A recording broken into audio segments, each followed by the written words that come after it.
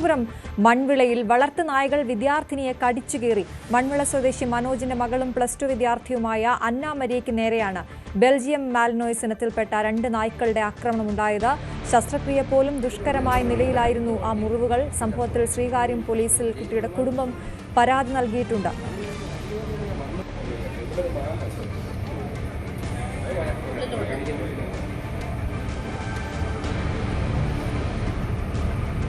സത്യമായിട്ടും പട്ടി എൻ്റെ മുമ്പിൽ വന്നിരുന്നെങ്കിൽ നമ്മുടെ 2 പട്ടിയും ചത്തുപോയി. ആരും പ്രശ്നമില്ല, ജയിലിൽ കിടന്നാലും പ്രശ്നമില്ല. അതിനുവേണ്ടിയാണ് ഞാൻ വന്നത്. ഇവിടെ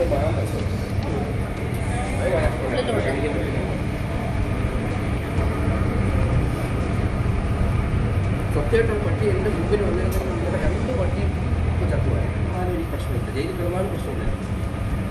അതിനുവേണ്ടിയാണ് ഞാൻ വന്നത്. ഇവിടെ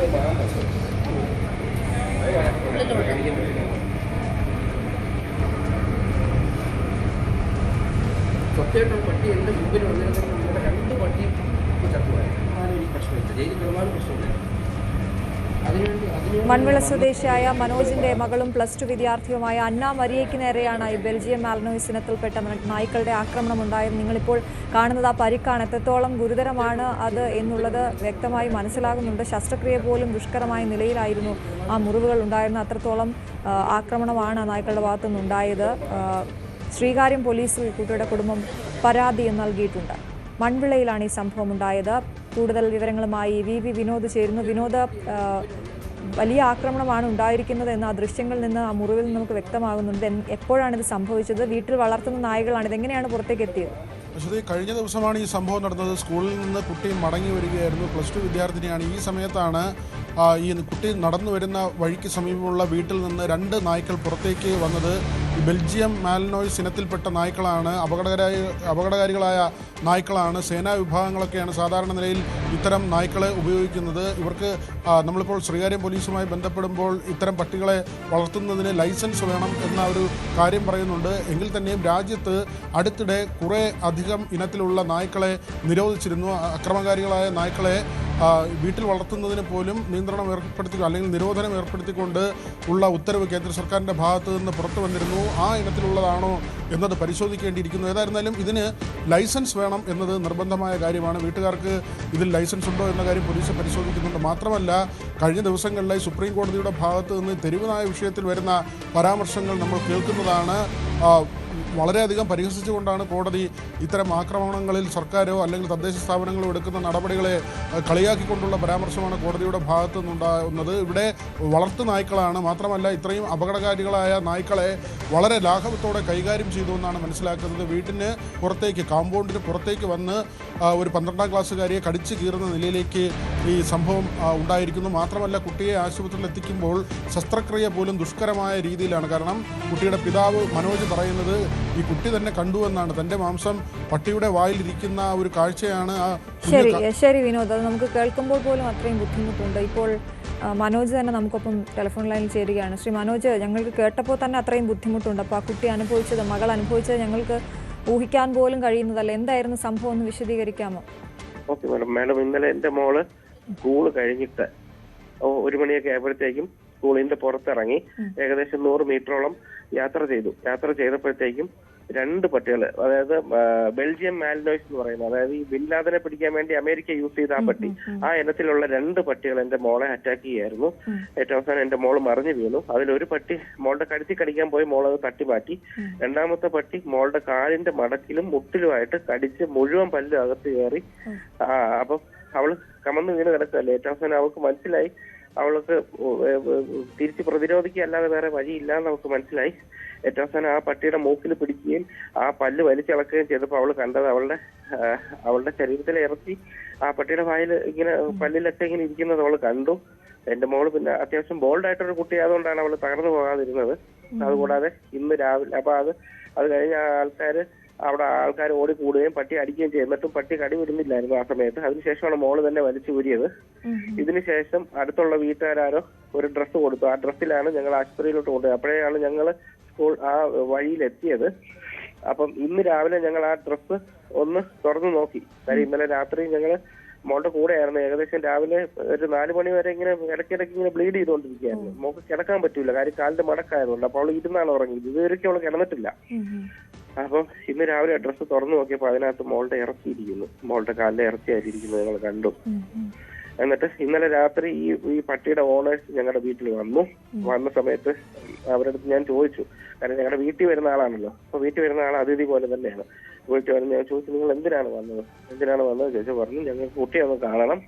കുട്ടിയെ കണ്ടതിന് ശേഷം അവൾ പറഞ്ഞു, ഞങ്ങൾക്ക് പ്രാർത്ഥിക്കാനല്ലാതെ വേറെ ഒന്നും ചെയ്യാൻ സാധിക്കില്ല.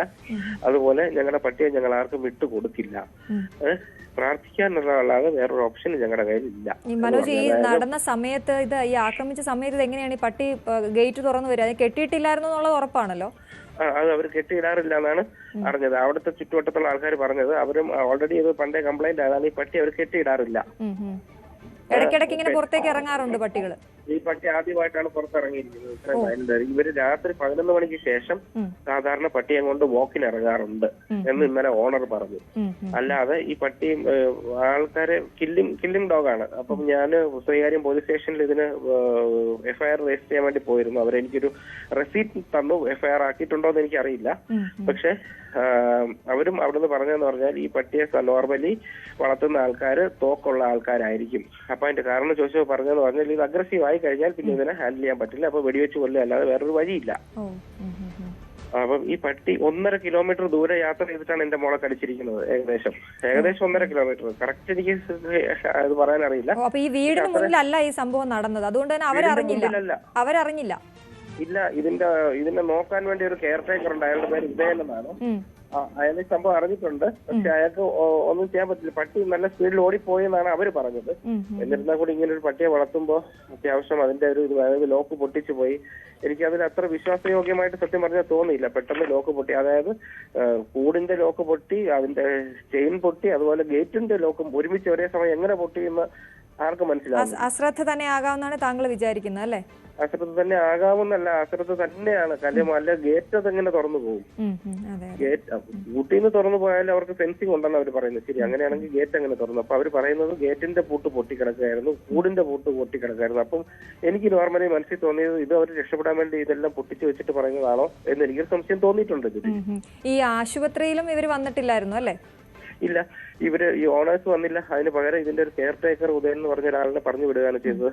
എന്നിട്ട് അവരെ ഇടയ്ക്ക് വിളിച്ച് എന്റെ അടുത്ത് സംസാരിച്ചപ്പോഴത്തേക്കും അവർ പറഞ്ഞു, എനിക്ക് ജോലി തിരക്കാണ്, എന്റെ ജോലി കഴിഞ്ഞിട്ടേ എനിക്ക് വരാൻ പറ്റുള്ളൂ. അപ്പൊ ഞാൻ അവരുടെ അടുത്ത് തിരിച്ചു ചോദിച്ചപ്പോൾ, നിങ്ങളുടെ മകൾക്കാണെങ്കിൽ സംഭവിച്ചിരുന്നെങ്കിൽ നിങ്ങൾ അങ്ങനെ ചെയ്യും, എനിക്ക് ജോലിയാണ് കാര്യം പ്രധാനം എന്ന് അവർ പറഞ്ഞു. അത് കഴിഞ്ഞ് വീട്ടിൽ വന്നപ്പോഴും പറഞ്ഞത് നമുക്ക് എന്തെങ്കിലും ചികിത്സാ സഹായം ചെയ്യാമെന്നോ അങ്ങനെ ഒന്നുമല്ല പറഞ്ഞത്, പ്രാർത്ഥിക്കാമെന്നാണ്. ഞങ്ങൾക്ക് പ്രാർത്ഥിക്കാനല്ലാതെ ഒന്നും ചെയ്യാനില്ല. അപ്പൊ എന്റെ മോൾക്ക് ഒരു അംബീഷ്യസ് സ്റ്റുഡന്റ് ആണ്. അപ്പം അവൾക്ക് കുറച്ച് അംബിഷൻസ് ഉണ്ടായിരുന്നു.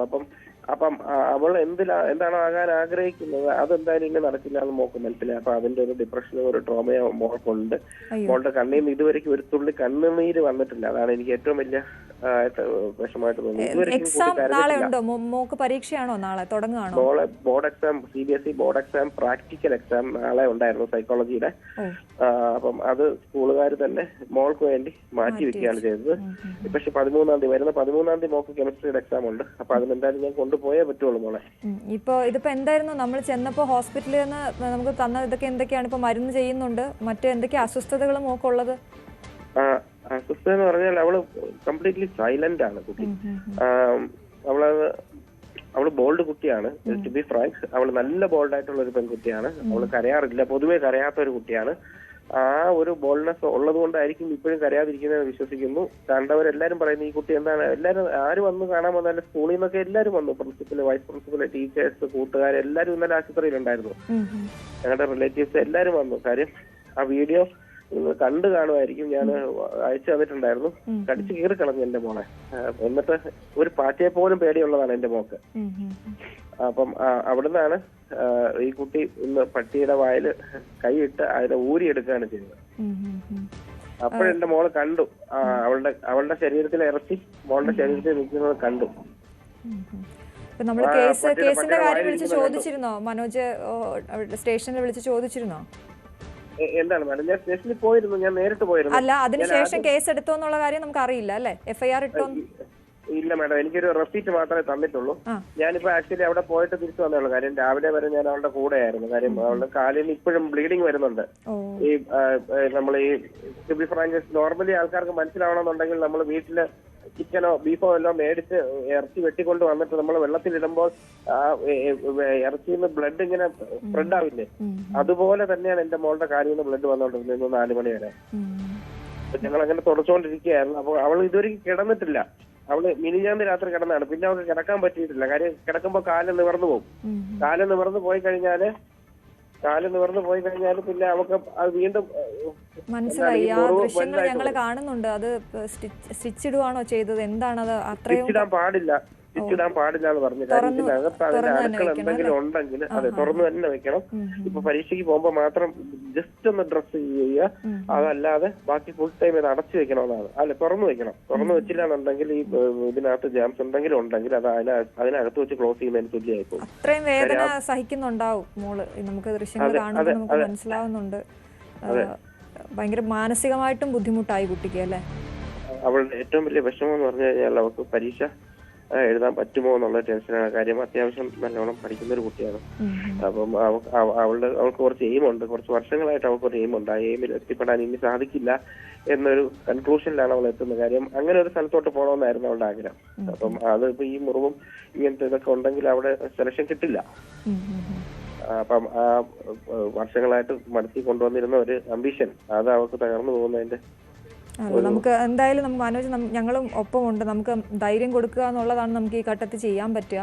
എന്തായാലും മനോജ് പറഞ്ഞത് ഞങ്ങൾക്ക് വ്യക്തമാണ്. അത്രയും ബോൾഡായിട്ടുള്ളൊരു കുട്ടി ആയതുകൊണ്ട് തന്നെയാണ് സ്വന്തമായിട്ട് അതിൻ്റെ ആ കടി പിടിയിക്കാനുള്ളൊരു മനോബലം അപ്പോൾ ഉണ്ടായത്. വേറെ മറ്റു കുട്ടികളൊക്കെ ആണെങ്കിൽ ഇത് കാണുമ്പോൾ ചിലപ്പോൾ തല കറങ്ങി പോവുകയൊക്കെ ചെയ്യേണ്ടതാണ്. പക്ഷെ മോള് ബോൾഡായിട്ട് നിന്നു. ആ ബോൾഡ്നെസ് നമുക്ക് ഒന്ന് മുന്നോട്ട് കൊണ്ടുപോകണം. എങ്ങനെയെങ്കിലും ഒപ്പം നിൽക്കുക. ഞങ്ങളുമുണ്ട്. ആ കേസ് ബലമായിട്ട് തന്നെ പോട്ടെ. കാരണം ഇനി ഒരാൾക്ക് ഇത് ആവർത്തിക്കരുത്, ഇത് ഉണ്ടാകരുത്.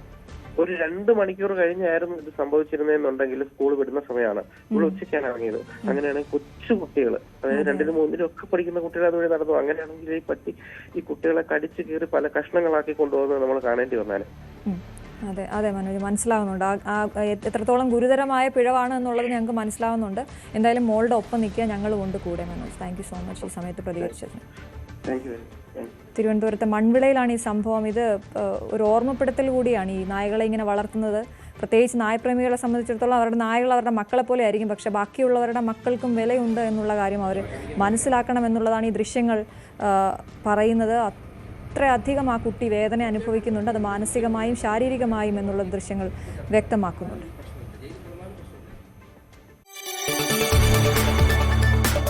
കൂടുതൽ വാർത്തകൾക്ക് news 18 Keralam YouTube channel subscribe ചെയ്യുക.